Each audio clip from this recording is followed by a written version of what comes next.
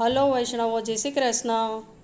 આજે આપણે કેસર ચંદન વસ્ત્ર બનાવતા શીખીશું. એના માટે આપણે આ ગુલાબજળમાં પલાળેલું કેસર છે, ચંદન પાવડર છે, આ રોઝ વોટર છે અને નાના પતલા બ્રશ જોઈશે. અને આ બીબા છે, જે છાપા પાડવાના બીબા આવે છે એ મેં લીધા છે. અને આપણે આનાથી ચંદનના વસ્ત્ર જે સિદ્ધ કરીશું. હવે આપણે આવી રીતના એક વ્હાઈટ વસ્ત્ર લેવાનું છે અને આ આપણે સિંહાસન પર જે બિછાનું બિછાવીએ છીએ એ છે. અને એમાં આપણે આવી ભાત પાડીશું.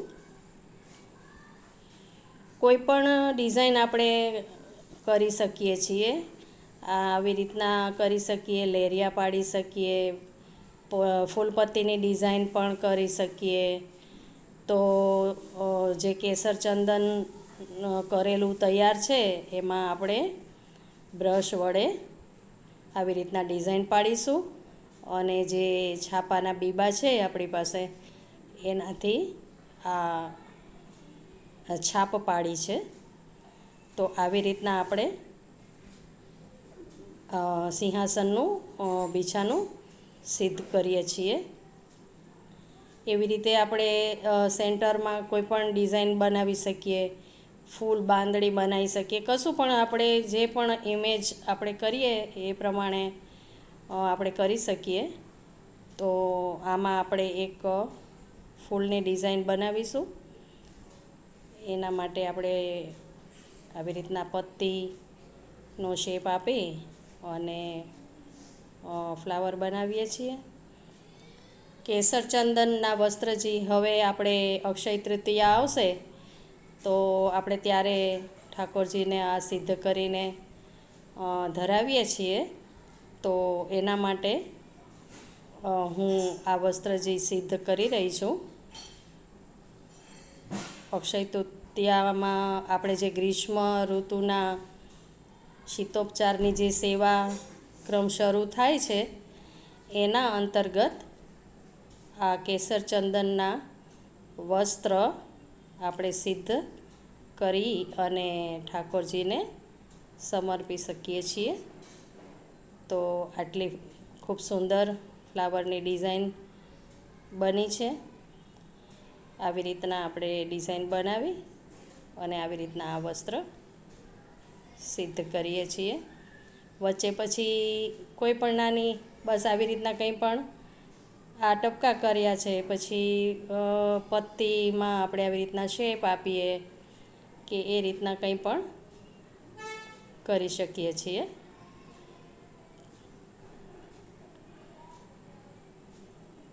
તો આવી રીતના આપણે આ એક સિંહાસનના વસ્ત્રજી સિદ્ધ કર્યા છે.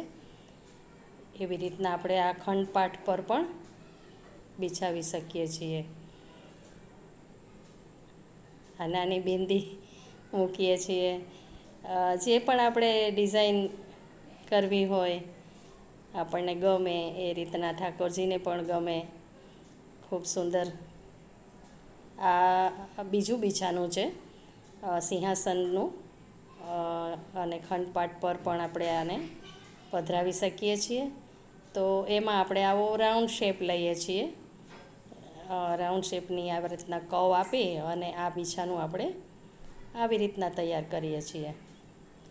કેસર ચંદન માં કેસર થોડું આપણે વહેલું પલાળી રાખીએ તો ખૂબ સુંદર કલર આવે છે.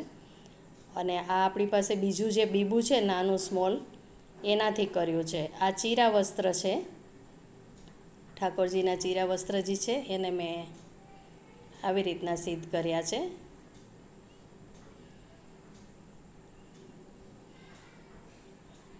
આ ચીરા વસ્ત્રજી છે. પછી આ યુગલ સ્વરૂપના વસ્ત્રજી છે. તો એમાં આપણે આવી રીતના રાઉન્ડની ડિઝાઇન કરીએ છીએ.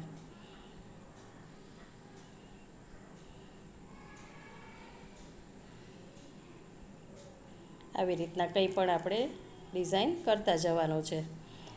ગ્રીષ્મકાલમાં કેસર ચંદનની ખૂબ સરસ સુગંધી શીતળતા ઠાકોરજીને આપણે અંગીકાર કરાવીએ અને ઠાકોરજીને સોહાય એવા વસ્ત્ર સરસ સિદ્ધ થયા છે. આવી રીતના આમ ડિઝાઇન આપણે પાડતા જઈશું.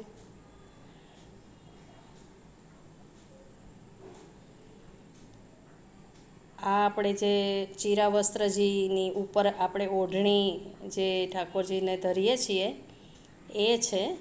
એમાં આપણે આવી રીતના આ ડિઝાઇન પાડીએ છીએ.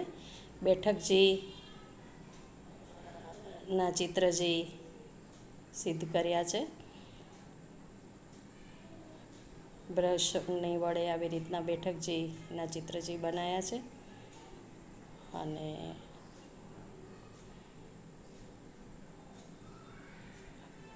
બ્યુટીફુલ, બહુ સરસ સુંદર ડિઝાઇન થઈ ગઈ છે. અને બાજુમાં આપણે પછી તિલકના ચિત્રજી બનાવીએ છીએ. ખૂબ સુંદર તિલક સિદ્ધ થયું છે.